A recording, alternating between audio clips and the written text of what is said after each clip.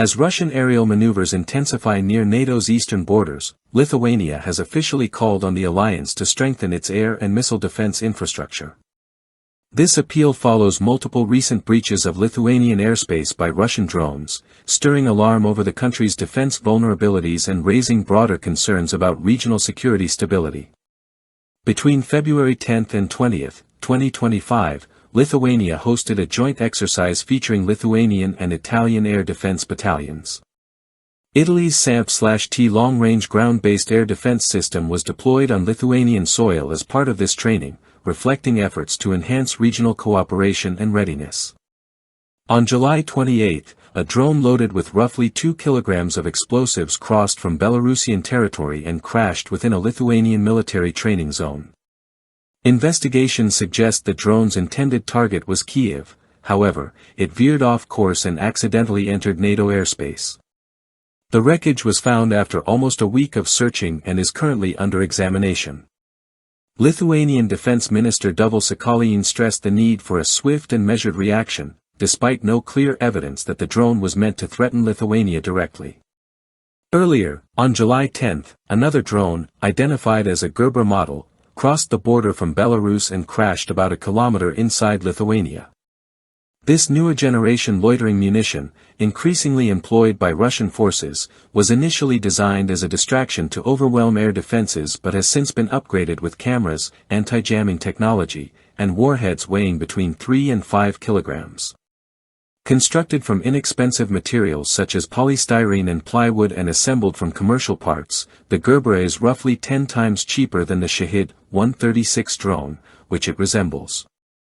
Its low cost enables Russia to deploy these drones in swarms, complicating interception efforts for both Ukrainian and NATO forces by making defense both costly and operationally challenging.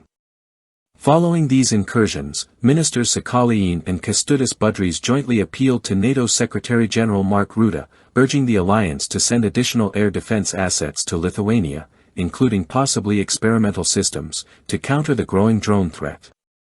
Lithuania's current air defense setup is limited, relying on short- and medium-range solutions such as man-portable FIM-92 Stinger missiles, Swedish RBS-70 launchers, and the Norwegian NASAMS system, which forms the backbone of Lithuania's medium-range air defense and integrates with NATO networks. Despite this, Lithuania lacks long-range defenses like the Patriot or SAMP/T systems, leaving it dependent on NATO deployments for protection against high-altitude and ballistic missile threats. The Baltic Air Policing Mission, staffed by NATO fighters based in Šiauliai and Amari, supplements the nation's airspace security. Lithuanian officials warn these drone incidents are not isolated events. With Russia escalating its strikes on Ukraine, the risk of unintended consequences spilling over into NATO's eastern members grows steadily.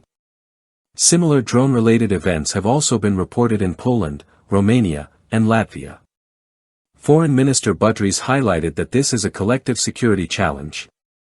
This concerns not only Lithuania's airspace or national security, but also NATO's airspace and security, and the European Union's security, he stated. Lithuania's request to NATO underscores the pressing need to adapt to new forms of aerial threats posed by unmanned systems.